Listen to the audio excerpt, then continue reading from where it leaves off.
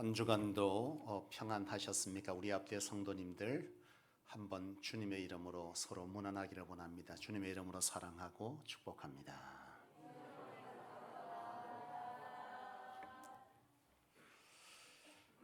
또한 이 예배를 통해서 또 우리의 삶 가운데 고백되어지기를 원하는 것은 하나님께서 하십니다입니다. 우리 한번 선포합시다. 하나님께서 하십니다.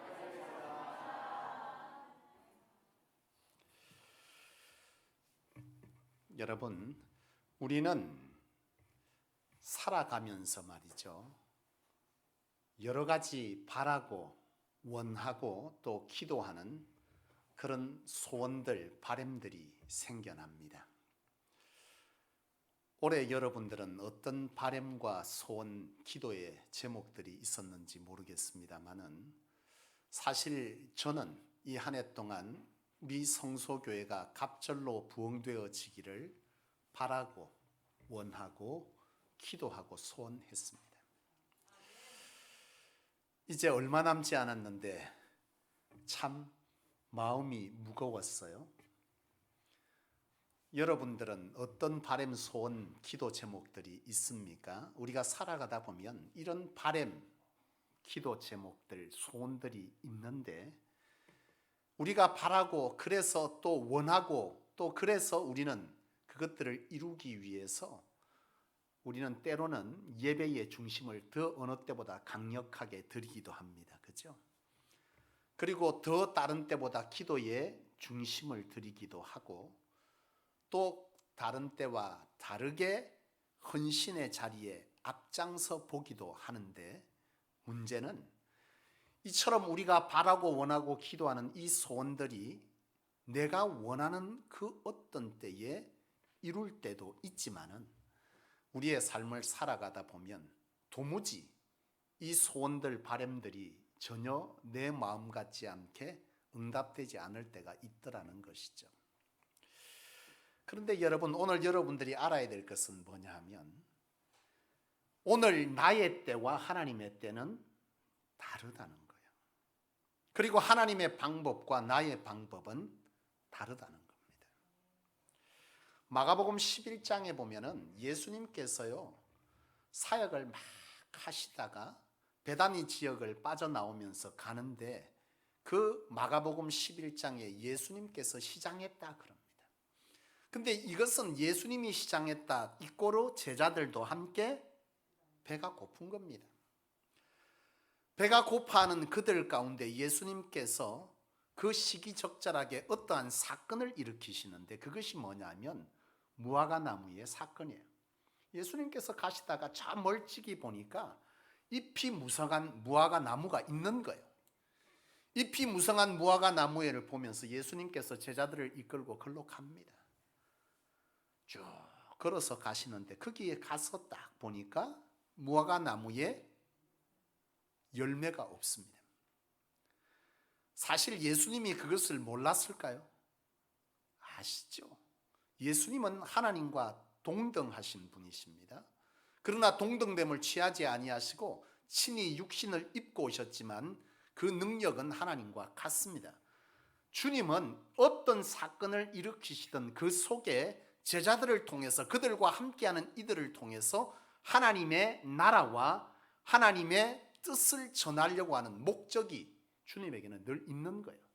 예수님은 제자들을 다리시고 그곳에 가셔서 열매 없는 것을 보면서 하시는 행동이 있습니다.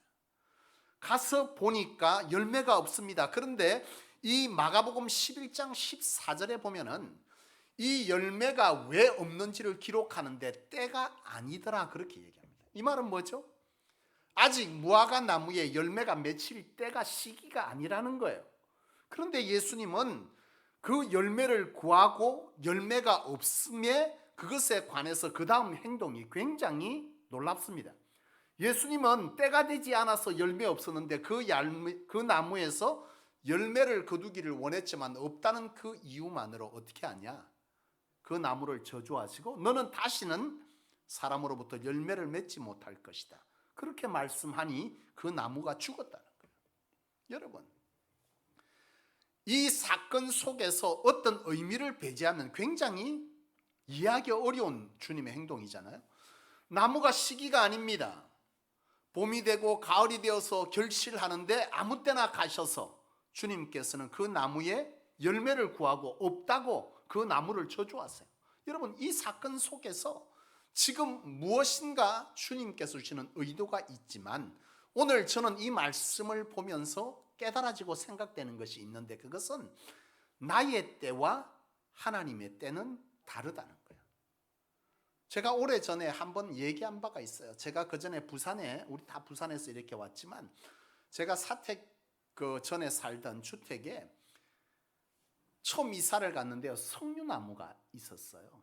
석류나무가 있었는데 그 석류나무가 보니까 비쩍 말라 나무가 마른 것처럼 생겼는데, 한 해가 지나고 두 해가 지나도 열매는 안 맺히고 굉장히 흉물스럽게 보이는 거예요.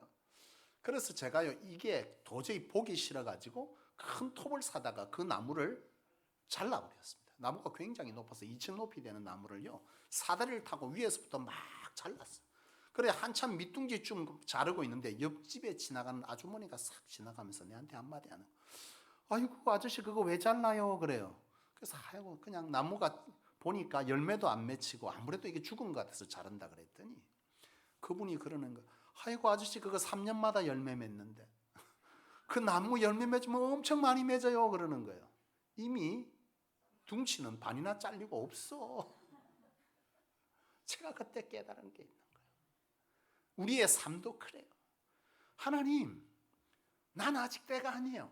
하나님, 내가 원하는 때는 이거예요.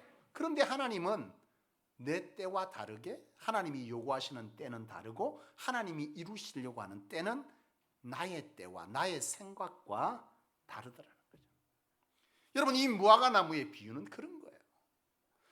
예수님께서 제자들에게 주고자 하는 것은 너희가 원하는 때와 하나님의 때는 다를 수 있다는 거죠. 그런데 우리는 어떻게 하는 거예요? 오로지 나의 때만을 고집하며 살아간다는 겁니다.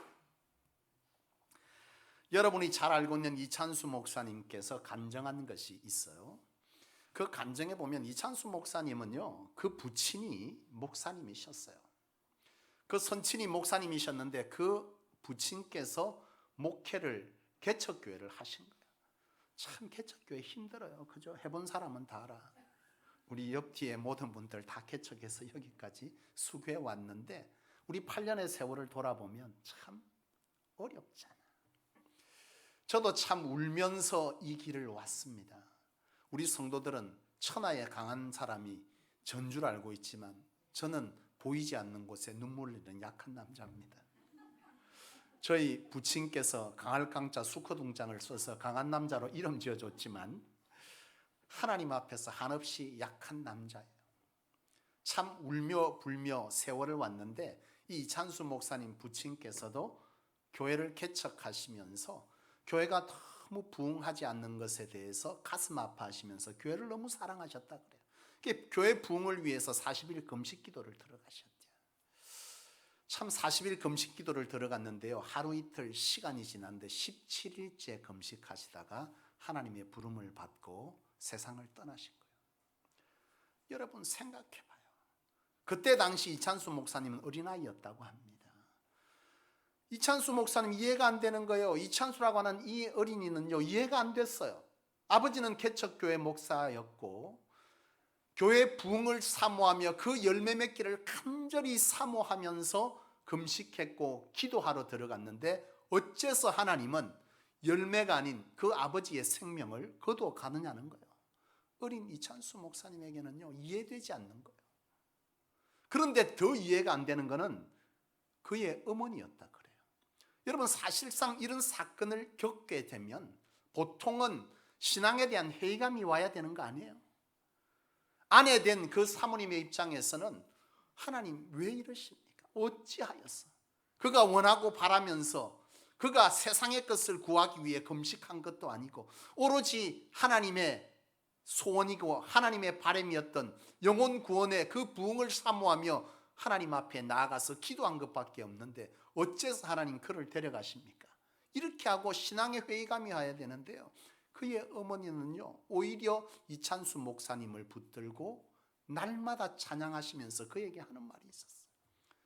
그 어머니가 즐겨 불렀던 찬양은 지금 우리가 알고 있는 아 하나님의 은혜로 찬송가 310장입니다. 아 하나님의 은혜로 있을 데 없는 자 나는 확실히 아네. 이 어린 이찬수 목사님을 무릎에 앉혀놓고 그 찬양을 늘 부르면서 하시는 말씀이 뭐냐면, 너희 아버지는 하나님 앞에서의 영혼 열매를 위해서 하나님께 나아가 기도하다가 돌아가셨으니 그 아버지를 이어서 네가 그 열매 맺음의 대를 이어가야 되지 않겠느냐 그랬다는 거예요. 그러면서 단 한 번도 하나님을 원망하는 것을 본 적이 없답니다. 이것이 이찬수 목사님은 더 이해되지 않는 거였다는 거예요. 그런데요, 그렇게 어머니는 그 찬양을 부르면서 세월을 다하여서 기도하던 그때에 이찬수 목사님이 30세가 되던 때에 결국 하나님 앞에 목회의 길로 들어서게 됩니다. 이찬수 목사님은 그렇게 고백합니다. 지금은 우리가 알고 있는 이찬수 목사님 교회 무슨 교회입니까? 분당 우리 교회죠. 10,000명이 넘는 교회가 되어 있는데 그 목사님 그런 고백을 해요. 하나님께서 수많은 열매들을 하나님의 방법으로 이루어 가시는데 자기가 굳이 설명할 수 있는 길이 없다는 거예요. 하나님께서 교회를 부흥시키고 교회를 날마다 하나님의 사람으로 채워가는 것. 사도행전 2장 이하의 말씀처럼 하나님께서 날마다 하나님의 사람을 하나님의 교회에 더하시는 거죠. 나는 그분의 간증을 들으면서 깨닫는 것이 있습니다. 그의 아버지와 그의 어머니와 이찬수 목사님은 영혼의 열매를 거두기를 원하는 때는 언제였을까요? 그의 아버지가 40일 금식 기도를 끝냈을 때. 그러나 하나님은 그렇게 하시지 않으셨어요. 그의 아버지를 데려가시고 그 열매에 관한 것은 그의 아들 때에 이루었는데 그 아버지가 하나님께 들림받은 후에 그 어머니의 한결같은 하나님 앞에서의 중심과 신앙의 믿음을 이 아들로 전수하게 하고 지금 오늘 이 시대에 10,000명이 넘는 성도들을 능히 감당할 수 있는 그릇으로 준비시키시고 하나님은 뭐 하시는 거예요? 하나님의 열매를 거두시는 거예요. 우리의 때와 하나님의 때는 다릅니다. 우리의 생각과 하나님의 생각은 다릅니다. 하나님의 방법과 우리의 방법은 다른 겁니다.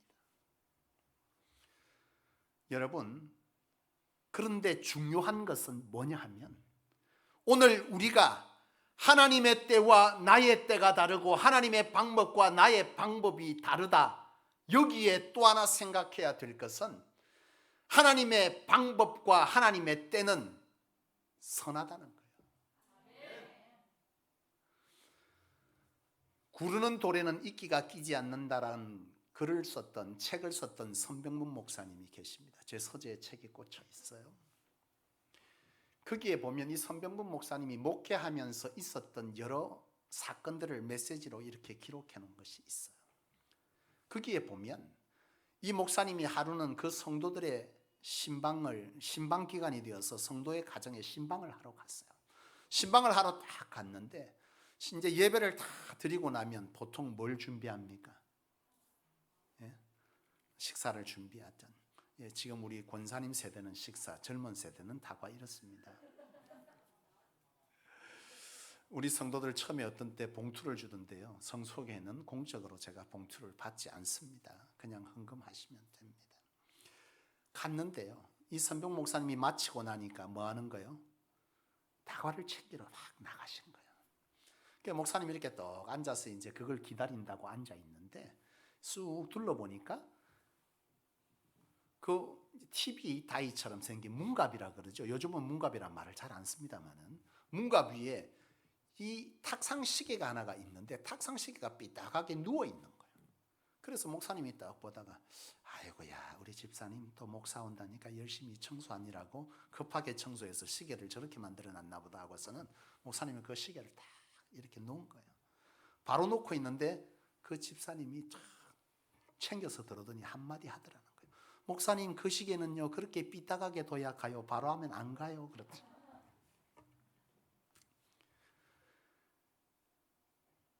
여러분 우리가 볼 때는 시계는 반듯하게 있어야 아름답습니다. 그렇지 않아요? 삐딱하게 들어누워 있으면 보기 싫고 모양새가 좋지 않아요. 그런데요 중요한 것은 뭐예요? 하나님은 우리의 생각과 우리의 방법과 다릅니다. 하나님은 우리를 더 좋은 것으로 채우시기 위해 때로는 우리가 볼 때 삐딱해 보이나 옳은 것으로 눕혀 놓으시는 거예요. 이게 하나님이신 겁니다. 하나님은 하나님의 방법과 하나님의 때는 때로는 내가 이해하고 내가 받아들이고 내가 순종하기에 참 버거울 때가 있지만은 그럼에도 불구하고 우리가 그 하나님의 때를 존중해야 되는 것은 하나님은 나보다 선하시다.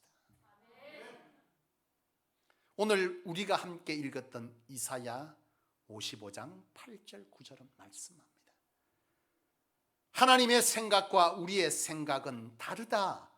하나님의 방법과 우리의 방법은 다르다. 그런데 하나님의 방법은 우리의 방법과 생각보다 넓고 깊다.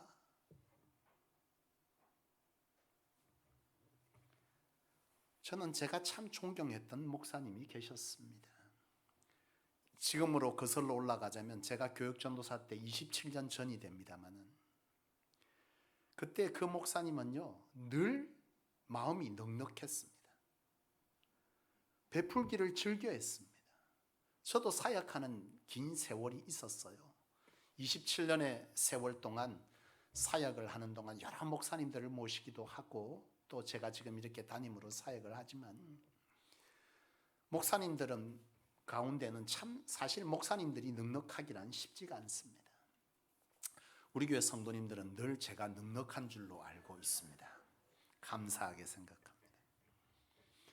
근데요 이 목사님은 늘 넉넉했어요. 하루는 교역자들과 함께 식사를 간다고 가는데 그때 당시 한 6명 교역자가 있었어요. 함께 식사를 간다고 갔는데요 식사 대접을 다 하시고 났어요. 그러니까 우리 부교역자들이 조금 이제 누구의 마음은 누가 알아요? 과부 이 말하면 우리 어머니 되게 싫어하신다. 하여튼 사정을 아는 거예요. 그래서 목사님이 식사 대접을 했으니 부교역자들이 그 다음에 아이스크림을 먹으러 가자시더라고. 그래서 베스킨라빈스 스토리원에 갔습니다. 딱 시켰는데 왜 이렇게 비싸? 내 사람이 그때 40만 원 받고 있는데 그때나 지금이나 아이스크림 가격이 크게 차이 안 납니다. 그때 당시 되게 비쌌어요. 근데 다들 부교역자가 눈치를 딱 보는데요 야 이거 우리끼리 사인이 있은 거예요. 우리끼리 이거 십실반 우리 그 돈은 부교역자들 이제 단합한다고 그 돈은 돈인데 그걸로 내자 이렇게 사인을 했어요. 그래서 그걸 사면서 계산을 하려고 딱 하니까 목사님 담임 목사님 딱 쫓아오시더니 한 말씀 하시더니 너가 무슨 돈이 있다고. 사실 그도 돈이 없는 건 매한칸인데 말씀 그래 하시는 거예요. 너가 무슨 돈이 있다 그러면서 딱. 근데 지갑을 딱 여는데 문구가 하나 보이는 거예요. 하나님은 크시다. 그래 내가 물어봤어요. 목사님 그거 왜 넣고 다니세요? 씩 웃으시면서 아이스크림을 다 드시고 한 말씀 하시더라고. 사실 내 지갑에 돈은 없어. 근데 하나님은 크시기 때문에 언제든지 나는 그걸 믿고 당당하게 산다는 거예요. 여러분 하나님은 나보다 크십니다. 하나님 나보다 크세요. 하나님의 방법은 선하십니다. 사도행전 8장에 보면 여러분 사도행전 8장 이하에 보면 1절에 보면 그때 당시 초대교회에 박해가 굉장히 심했다, 그렇게 시작합니다. 굉장히 박해가 심해서 이 교인들에게 굉장한 압박이 옵니다. 예수를 믿는 것이, 교회를 다니는 것이 세상 사람들에게 지탄받을 그런 상황에 치달은 겁니다. 지금 우리하고는 비교할 수 없는 거예요. 제가 한 달 전쯤에 설교한 거 기억하십니까? 겨울에도 씨를 뿌리는 사람. 초대교회 교인들은요, 겨울에도 씨 뿌린 사람이에요. 사람들은 말합니다. 씨는 언제 뿌려야 된다고? 봄에, 날 좋을 때, 환경 좋을 때. 근데 초대교회 교인들은요, 날이 추운 겨울에도 씨를 뿌린 사람입니다. 무슨 씨요? 복음의 씨 뿌린 사람이에요. 2절 이하에 보면 스데반에게 장사를 지냈다고 나옵니다. 뭐 말이에요? 스데반이 돌에 맞아 죽었다는 거예요. 그리고 그 이후에 나옵니다. 사람들이 사울에 의해서 옥에 갇히더라. 사울이 누굽니까? 우리가 너무나 잘 알고 있는 바울입니다. 사도행전 8장에 보면 바울 되기 전에 사울이 교회를 굉장히 핍박하는 앞잡이로 일할 때라는 거예요. 성도들은요, 견딜 수가 없었어요. 옥에 갇히고 돌에 맞아 죽는 이런 처절한 상황들이 벌어졌지만 놀라운 것은 그들은 흩어져서 복음을 전했다라고 기록합니다. 5절 이하에 보면 그 흩어진 유대인이, 여러분 디아스포라라는 단어를 쓰는데 흩어진 유대인입니다. 자, 여기까지 보세요. 여러분, 하나님이 선해 보입니까?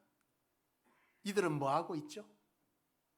이들은 철저하게 주의 복음을 위해서 예배하고 말씀 속에 살아가고 기도하고 성령을 구하고 그들의 먹을 것을 고아들과 객과 가우들에게 나누어 주는, 그래서 초대교회 근처의 사람들은 저들은 도대체 뭐하는 사람들이냐, 저들의 먹을 것도 없는데 버려진 고아들을 돌보는 저 사람들은 도대체 어떤 사람이냐, 그렇게 어려운 환경 속에 있던 사람들, 그들의 신앙의 동지들이 돌에 맞아 죽어가고 옥에 갇히는 그런 상황 속에 있습니다.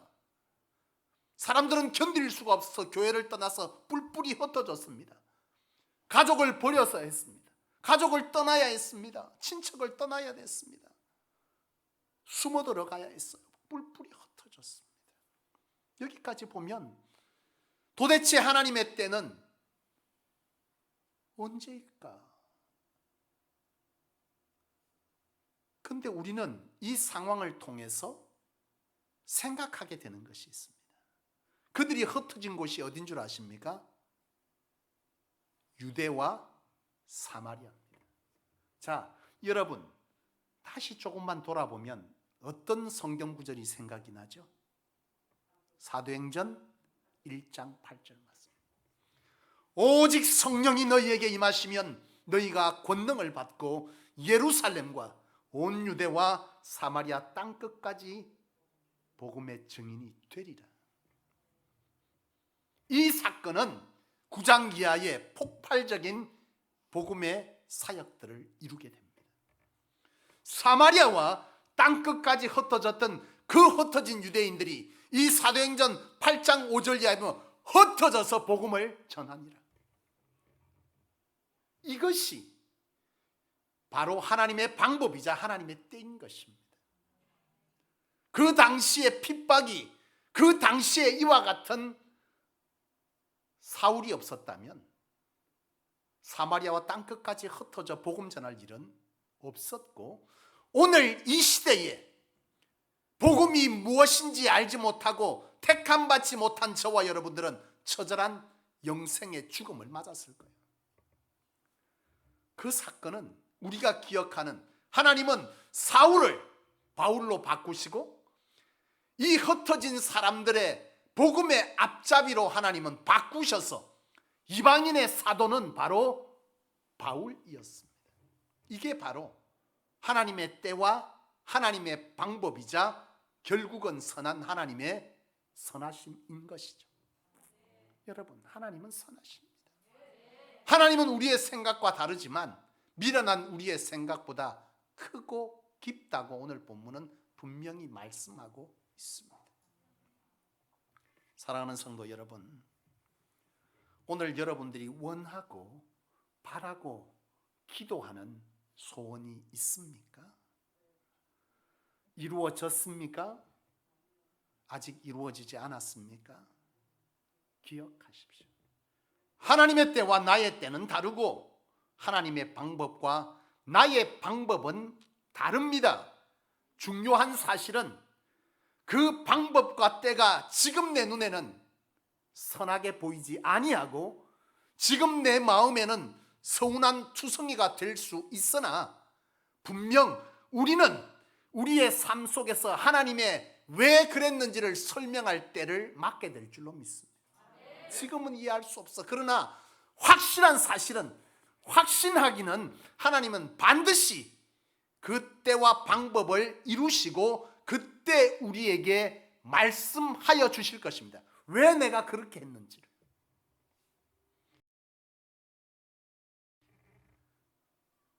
여러분, 하나님은 나보다 나를 더 사랑하시는 분이십니다.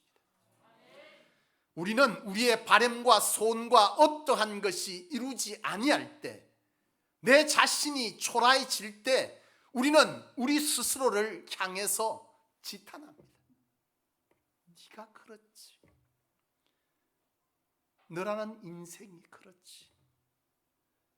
때로는 우리를 자학하고 심지어 때로는 극단적인 선택을 해볼까 생각하지만 하나님은 우리를 그렇게 취급한 적이 단 한 번도 없어요. 그 증거가 성경은 말씀합니다. 예수 그리스도의 십자가의 사랑으로 확증하였느니라. 그렇습니다, 여러분. 주님은 우리는 우리 스스로의 인생을, 우리의 삶을, 우리의 생명을 포기해볼까 생각하고 끊어버릴까 생각해보지만 하나님은 단 한 번도 우리의 인생을 포기해볼까 끊어버릴까 생각해본 적이 없습니다. 하나님은 나보다 나를 더 사랑하십니다. 이것을 우리가 믿게 될 때에 지금 저와 여러분들이 겪는 이 바람과 원함과 소원이 비록 이루어지지 않는다 할지라도 우리는 능히 하나님의 사랑의 은혜에 손잡고 오늘도 내일도 인내와 소망으로 능히 하나님 안에서의 신앙을 묵묵히 지켜가는 든든한 하나님의 군사 같은 사람 될 줄로 믿습니다. 기도하겠습니다.